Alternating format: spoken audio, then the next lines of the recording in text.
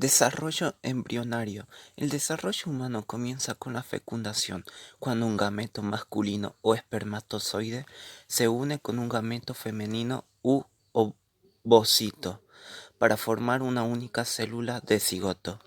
En periodos preembrionario comprende el desarrollo del ser humano durante la primera semana. Se aprecia el desarrollo de cigoto que por mitosis pasa al estado de 2 células. Otra mitosis los transformará en 4 células, que tras varias mitosis pasarán a una mórula y blastocitos. El periodo embrionario se extiende desde la tercera hasta la 8ª semana de desarrollo y es el paso en el cual cada una de las 3 hojas germinativas, ectodermo, mesodermo, endodermo, dan origen a sus propios tejidos y sistemas orgánicos, como consecuencias de la formación de órganos que se establecen en principales caracteres del cuerpo. Por último, el periodo fetal, que abarca desde 9 semanas hasta el nacimiento. Se caracteriza por el nacimiento y elaboración de estructuras. El sexo se puede distinguir claramente hacia las 12 semanas. Los fetos son viables 22 semanas después de la fecundación, pero sus posibilidades de sobrevivir no son buenas hasta que tienen varias semanas y meses de edad. En resumen, el desarrollo embrionario es el periodo desde la fecundación hasta el nacimiento del nuevo ser. La anatomía comparada es la disciplina encargada del estudio de las semejanzas y diferencias en la anatomía de los organismos. La anatomía comparada forma parte nuclear de la morfología descriptiva y es fundamental para la filogenia.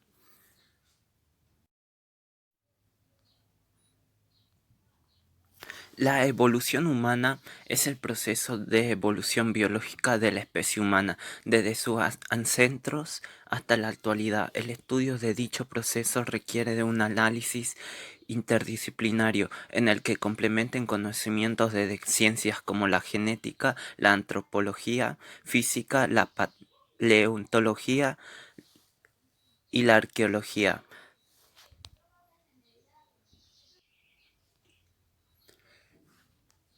La diferencia entre el ser humano y los demás animales es que estos últimos están más acondicionados por su genética. Dos claros ejemplos serían que los seres humanos tenemos conciencia mientras que los animales no lo tienen.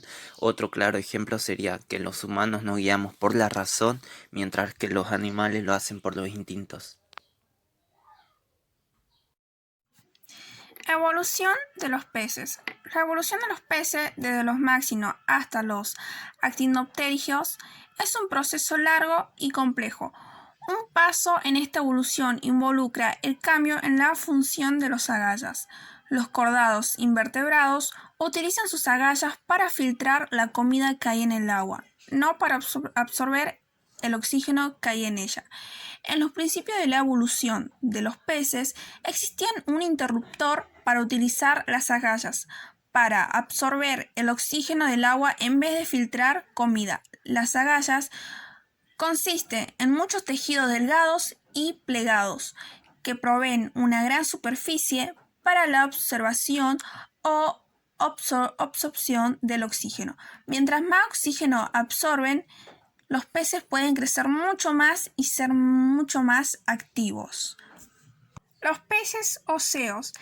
En un comienzo, los peces óseos sarcopterygios eran mucho más comunes que los peces óseos actinopterygios, que dominan las aguas hoy en día.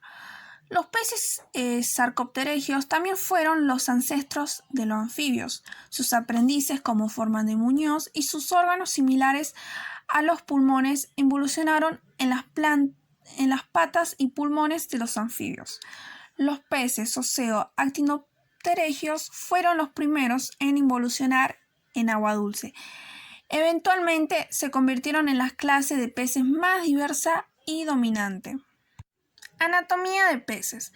La anatomía de los peces está determinada por características físicas del agua mucho más densa que el aire, con menos oxígeno disuelto y una absorción mayor de la luz, y por el componente evolutivo de cada especie dentro de la superficie. Bien, podemos ver un esqueleto siendo un vertebrado, el pez tiene columna vertebral, cráneo cubriendo la masa cerebral. La columna vertebral se extiende desde la cabeza hasta la aleta caudal y está compuesta por segmentos vértebras. Estas vértebras se prolongan dorsalmente para formar las espinas neurales y en la región del tronco tienen apófisis laterales que dan origen de las costillas. Bien, tenemos una figura, tenemos otra figura, unas imágenes de anatomía de músculo y su función. También comparación anatómica, peces de anatomía comparada. Características básicas de los cordados, podemos observar las imágenes. Los mamíferos son una clase de vertebrados, aminotas homoetermos que poseen glándulas mamarias productoras de leche con las que alimentan a las crías. Los procesos reproductivos de los mamíferos comienzan con la ovogénesis y espermatogénesis, que son las fases de producción de las células sexuales o gametos femeninos y masculinos. Hay tres grupos importantes de mamíferos, cada uno de los cuales está representado por una característica importante del desarrollo embrionario. El primer grupo son los monotremas. Son los que ponen huevos, que es la condición reproductiva más primitiva de los mamíferos. Actualmente los únicos mamíferos monotremas son los ornitorrincos y los equinas. El ornitorrinco. El tiempo de incubación de los huevos del ornitorrinco en el medio externo oscila entre los 7 y 10 días. Sin embargo, comienza su desarrollo en el interior de la hembra, donde pasan los primeros 28 días de gestación. El segundo grupo son los marsupiales. Los embriones nacen en una fase muy precoz de desarrollo, después de un periodo muy corto de gestación, 8 a 43 días, con un ínfimo grado de desarrollo. Se alojan en el marsupio o bolsa marsupial, donde permanecen estrechamente unidos a los pezones hasta completar su desarrollo, y los periodos de lactancia son muy proporcionalmente superiores a los de los placentarios. Ejemplos de los marsupiales son el koala, la marmosa, topos marsupiales, el demonio de Tasmania, monito del monte y los canguros. La gestación dura mucho más de largo en los mamíferos placentarios. Durante este periodo los jóvenes están vinculados recíprocamente con su madre a través de una placenta, un órgano complejo que conecta el embrión con el útero. A través de este es el que se alimentan. Ejemplos de estos mamíferos son la jirafa, el rinoceronte, el perro, el gato, el delfín, el elefante, el cerdo, entre otros. Los anfibios son una clase de animales vertebrados de sangre fría que pueden vivir dentro y fuera del agua. Por ejemplo, las ranas y los sapos son anfibios. El término anfibio permite nombrar al animal que puede vivir tanto en tierra como sumergido en el agua. Los sapos y las ranas, por ejemplo, son animales anfibios ya que de jóvenes tienen branquias y viven en el agua. Sin embargo, de adultos desarrollan pulmones y pasan a vivir a la tierra. Los anfibios son animales vertebrados ananiomatos caracterizados en la mayoría de los casos por sufrir metamorfosis, es decir, importantes cambios en sus organismos. Principalmente desarrollan dos tipos de fases, una larvaria en la que su respiración es branquial y otra pulmonar al llegar a la edad adulta. Huevos de los anfibios. A diferencia de otros tetrápodos vertebrados, los anfibios no producen huevos amnióticos, sin embargo deben dejar sus huevos en el agua para que no se sequen. Sus huevos usualmente están cubiertos por una sustancia gelatinosa como los huevos de rana que muestran en la siguiente imagen. La gelatina ayuda a mantener los huevos húmedos y ofrece protección ante sus depredadores. Suelen vivir entre 4 y 10 años, todo depende de las condiciones de vida en las que se encuentren, y si no, se convierten en alimento para otros depredadores. En lo que respecta al sistema de respiración, cuando los anfibios están en el medio acuático, respiran a través de la piel. No obstante, cuando nacen, lo hacen a través de branquias. Algunas especies siguen teniendo respiración branquial de adultos, como los ajolotes. Larva de los anfibios. La mayoría de las especies de los anfibios pasan por la etapa larvaria, que es muy diferente a la etapa adulta. Como puedes ver en la siguiente imagen, la larva o renacuajo es similar a un pez. No posee patas y tiene una larga cola que utiliza para nadar. El renacuajo también posee agallas para absorber el oxígeno del agua. A medida de que la larva pasa por la metamorfosis, le crecen patas, pierde la cola y desarrolla pulmones. Estos cambios la preparan para la vida en tierra como una rana adulta. Las aves.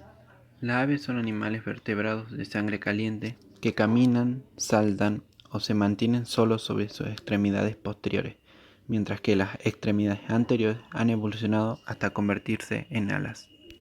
Estas extremidades anatómicas únicas le permiten en mayoría de los casos volar. Si bien no todas las aves vuelan, tienen un cuerpo cubierto de plumas y un pico sin dientes. Para reproducirse ponen huevos que incuban hasta su eclosión. Hay distintos tipos de aves: el turaco centirrojo, el pico de zapato, el rabijunco común, el pigarco gigante, la grulla cornada, el pavo real común, la paloma bravia, colibrí de Ana, el frailecillo del Atlántico, el casuario común, el oro arcoíris y el flamenco del Caribe, la mina colistana, el búho real, el tucán pico verde, el pingüino de Juanita, la garza real y el piquero de Camanay. Desarrollo embrionero de las aves. En las aves el óvulo es fecundado específicamente en el indíbulo. Los espermios son almacenados en este lugar y se van liberando al paso de la yema. El proceso de formación del huevo ocurre, exista o no la fecundación. En la siguiente imagen se ve el viaje de un óvulo por el aparato reproductor adquiriendo la forma característica de un huevo. Existen dos teorías acerca del depósito de la albúmina en el huevo. La primera teoría dice que la yema libera una sustancia que estimula el aumento de secreciones por la parte de las glándulas del magno. La segunda teoría dice que la yema ejercía un estímulo mecánico por la distensión de las paredes del magno. La última teoría es la más aceptada, ya que al introducir objetos en el magno, en muchos casos se obtienen huevos con ellos dentro. Si el huevo es fecundado, comienza el desarrollo de las primeras células. Este se detiene al momento de la postura, reiniciándose solo si se dan las condiciones adecuadas de incubación. En aves silvestres, esto ocurre una vez que la hembra ha colocado el huevo indicado para cada especie, entra en estado de cloaquez y permanece incubando el huevo hasta el nacimiento. En aves comerciales, la cloaquez casi no presenta o se trata de evitar. Las aves continúan poniendo durante periodos prolongados y los huevos son incubados artificialmente. El periodo de incubación para diferentes especies es el siguiente. En la gallina su incubación es de 21 días, en los pavos y los patos su incubación es de 28 días, en los gansos su incubación es de 30 a 35 días.